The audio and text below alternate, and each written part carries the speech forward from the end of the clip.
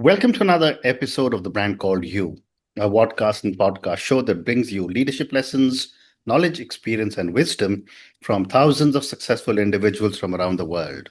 I'm your host, Ashutosh Garg, and today I'm delighted to welcome an accomplished and well known entrepreneur from New Delhi, India, Namrata Dudaney. Namrata, welcome to the show. Thank you so much. I was really looking forward to our dialogue, and I hope I can add value to today's Sure, thank you. podcast. Yes. Thank you. Namrata is the founder of Ahikoza by Brham.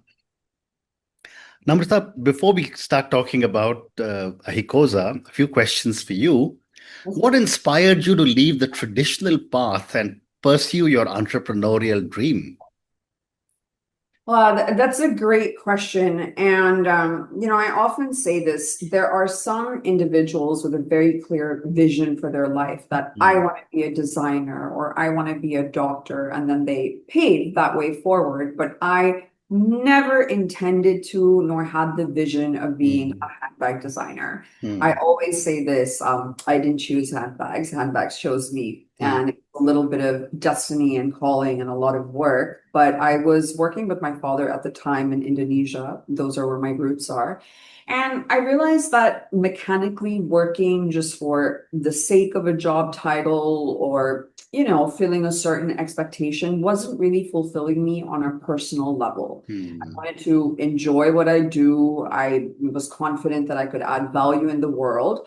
And my passion was handbags. And when Right. I say passion, and not just a certain labels or brand, but like a deep passion for the making, for the technique, for the Mm, leather use, I was very passionate about that. mm, And I saw a gap in the market where it was the same respected established brands, but mhm, nothing that was niche and refined DNA enough of the same quality. mm. That's when I started this long and very intentional journey that is today Ahikoza by Brham.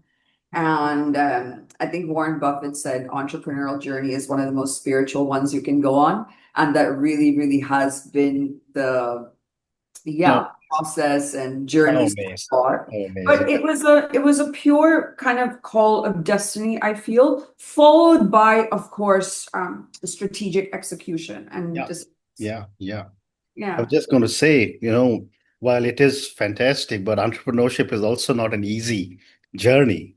Yeah, yeah, Mm, yeah. It takes a certain muscle, and as I said, it's also spiritual in a lot of ways because it'll make you look at parts of yourself mm. which need a lot of work, evolving. One day in entrepreneurship, you're a designer. The Yeah. second day, you have to look at a balance sheet. The third day, you have to deal with clients, competitors, market landscape. So it Yeah. needs you to wear a lot of hats. Correct. And where the business was, say, year 1 to 3 is very different to where it is right now. So it's been a huge learning curve and growth. I deeply enjoy it. Yeah, but Fascinating. entrepreneurship definitely takes a certain muscle. Fascinating. And how did your own personal background and all the global experiences you have had shape your creative vision? Yeah, so I think it gave me an international lens, Mhm. because I've had such deep pockets of experience internationally. What that does is you kind of know people's tastes, trends, past just like market study or what's out there on the internet, and also along with that, with my deep knowledge of handbags, not just luxury, but bag space in general. I was able to understand what consumers were looking for, not only aesthetically, but in terms of functionality and brand value also. Mm. So I think that deep knowledge really gave me like a front footer to Mm. develop a brand. Well said.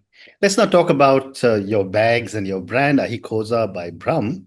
Yeah. And let me start by asking you, what does the name Ahikoza mean? And how did you decide on this name? So I'm always one to do things that are a little out of the box or unconventional, and I wanted a very, very strong name for the bag that had certain connotations that are rooted in the value proposition. So Ahikosa comes from two Sanskrit words, Hmm. actually. Ahi being the first one, which alludes to a dragon, that being mysterious and Mm, strength and basically a very strong mythic foundation. And mhm, Koza actually means treasure box, mhm, treasure, valuable, and along those lines. So Ahikoza kind of is a merge of both words and mm, something that the brand aims to continue to deliver is something of value, something mm, strong, and something mysterious, mm, meaning beyond the ordinary mm. line And out what there. about the second part by Brham? By Brham, yes. So we have just partnered with Brham Corporation.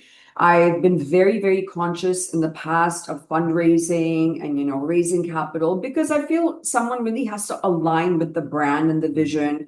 And I, owe well of gratitude to the chairman, Mr. Babo Tripathi. He saw, I think, a lot of potential in the brand. Namrata, what makes you different from so many other luxury handbags?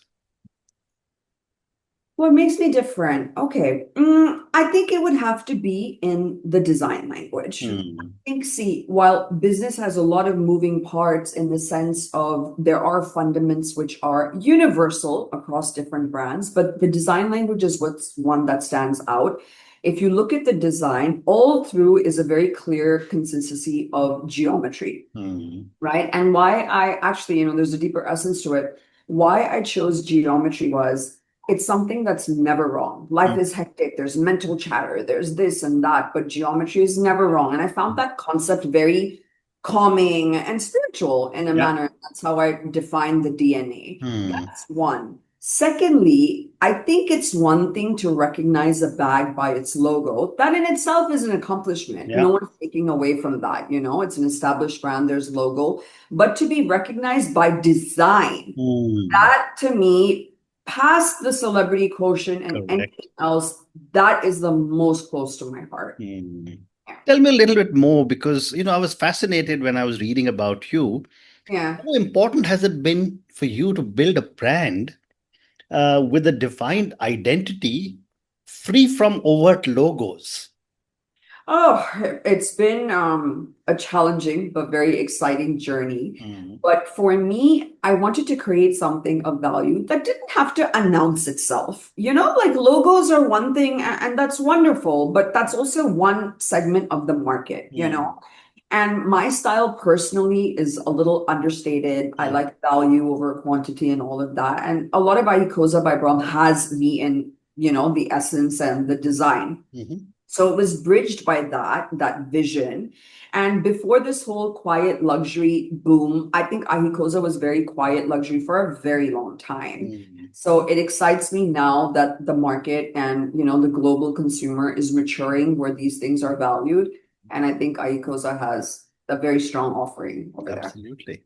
Mhm. My next question is what values or design philosophies guide Ahikosa's aesthetic and craftsmanship?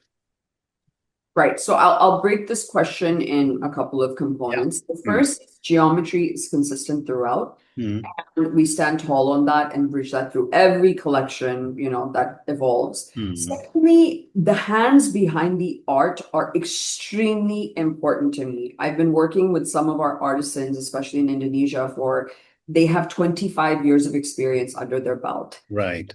So while there's new technology and while there's new production methods, I think listening to them and understanding what will work, what will, give the best visual appeal to the product, I Mm, really, really enjoy that part. So the hands behind the heart, the geometry design, and most importantly, which stitches it all together, is no compromise on quality materials. mm, mm.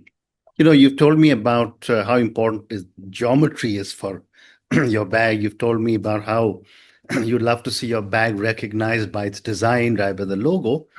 For my viewers and listeners, can you tell me a little bit about the design process from concept to final product? Yeah, absolutely. And there's no format here. Designers work in a very, very different manner. Yes. One day I could see a painting and a certain hinge or a pattern, and I'll just Mm, quickly take a note of it on paper and then, send it to production for a render. It comes so clear. And Mm, at other days, there's a creative block. It's just not flowing and happening and stuff. But essentially, once I get the concept proof, I go ahead and pen that down on paper. And by the way, because I studied fashion business, not design. I put mm, a caveat there. So my sketches are not very pretty, just putting mm, it out there. They make sense and they get the concept, but mm, they're not very refined. But I do create a concept proof that then goes for rendering and shaping and salpas. Once we get the foundation, that becomes the birth of the bag, and then we allocate the collection range.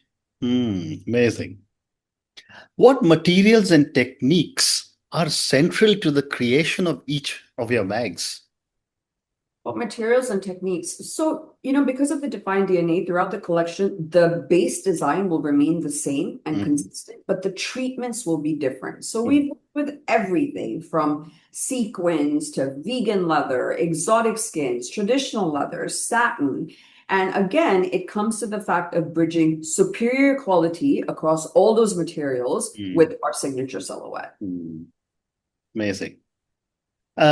The other interesting aspect that I've often seen done it myself is the aspect of storytelling when it comes to a brand.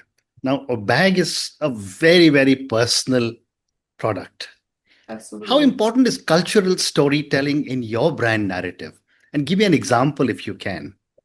Yeah, what do you call? I think cultural and brand level storytelling is very, very important. I think to connect with the consumers. So we have a whole different series. One of my favorite actually is Behind the Label, which, as you previously spoke about, kind of outlines that journey from inspiration to concept and all of that. And I realize it's something consumers really enjoy. The second is kind of the styling series of Mm, how you should carry Ahikoza, who's carrying it, what will suit you. So we mm, try to add value to our dialogue and interaction with consumers very closely. mm. Interesting. Do you find differences in how various global markets respond to your designs? Yes, but I would say more not towards the product, but more in terms of colorway and treatment. Mm, I've seen a lot. For example, India will traditionally lean towards the golds and the metallic, because I also think that's very in our culture's mm, DNA, for these metallic colors and seasonless pieces, if you will. Whereas in the US, I've seen a lot of uptrend in pastels and their take on different silhouettes. So mm, it's not on the macro on the collection, but I think it's more the colorway and finish is what mm, I've seen a mm. particular taste. Yeah. Interesting. What do you think the Asian luxury consumer is looking for today as compared to maybe the Western consumer? Yeah, that's a good point. But I do see synergies between the two. Honestly, Mhm, I think to kind of answer that question succinctly is mhm, both Asian and US mhm, consumers in general globally right now are looking for discrete luxury, which can mm, have different meanings and it's not an absolute defined meaning. But what I'm saying is consumers are now starting to recognize that there are other ways of expressing themselves mm, that doesn't need a $4,000 brand price tag or logo and stuff like that. And we'll see a lot more subdued and different ways of expressing themselves without a logo. And if mm, with a logo, even the larger brands, the Big 10 of the world are deploying this philosophy as well. So I mm, think that's a change we'll see. mm. And how did your brand first make its way onto the red carpet? And what was the reaction when you saw a celebrity like Lauren Sanchez carrying your bag? Yeah, so I never started the brand. I don't think anyone does saying Mm, like, oh, I'm making it for the red yeah, carpet. yeah. Ashika not at all. I was putting my head down, building a brand, dealing through all the pitfalls of business. I Mm, started doing my own PR for a very, very long time until mm, recently, actually. So I was reaching out to stylists and, putting the pieces out there. And the celebrity quotient of it was a byproduct of what Mm. I believe that for a brand that was steadily growing and defining its place in the market. Mm. Having said that, it's an amazing feeling. I don't think it's as futile or superficial as, oh, X so and so carried my bag, you know. Mm. You have to understand the deeper science that these guys have access to every brand in the world. No Mm. dearth, no dearth, you know. So for them to be by choice using your product, that's amazing. So that's to me, of course, a very great motivating factor. Mm. Also, it's very humbling because I Mm. mean, I come from very humble backgrounds, and you know, to reach this stage is Mm. exciting. But Lauren Sanchez, yes, that was exciting. So I was super excited to see her, and I didn't know she was carrying the bag until about an hour or so and something. And I'm looking at the pictures, and I'm like, oh my God, that's my bag. Mm. When Press Bites started taking off and we started getting tagging, I was so elated that it was one of the most classic silhouettes with nothing on it, yet Mm. it kind of garnered that footprint of being an Ahikoza by Brham bag. That to me was special. Mm. Wow, I read about it and it made me feel very good that an Indian designer's bag is now making global Thank um, you impact. Congratulations. And I'm sure this so is just much. the beginning of your journey with many, many more celebrities carrying your bags. Yeah. But that the follow-up question to that is how do celebrity endorsements Yeah. and public appearances influence the brand?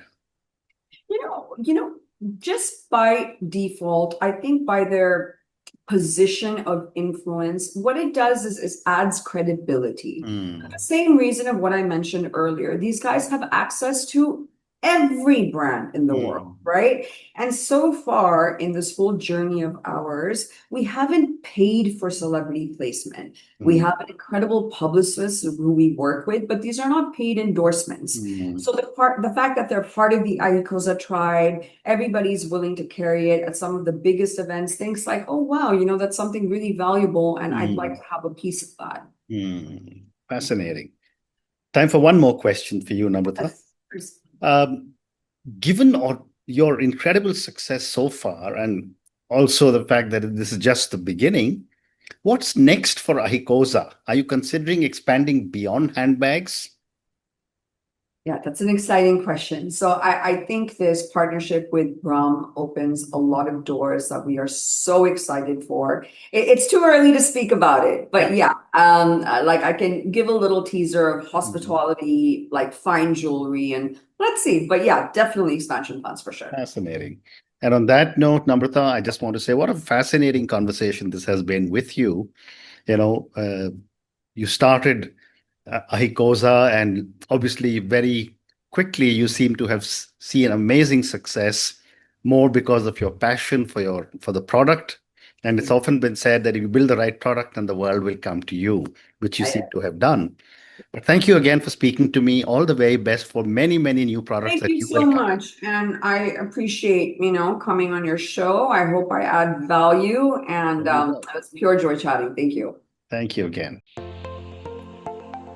Thank you for listening to the Brand Called You videocast and podcast, a platform that brings you knowledge, experience, and wisdom of hundreds of successful individuals from around the world. Do visit our website www.tbcy.in to watch and listen to the stories of many more individuals. You can also follow us on YouTube, Facebook, Instagram, and Twitter. Just search for the brand called You.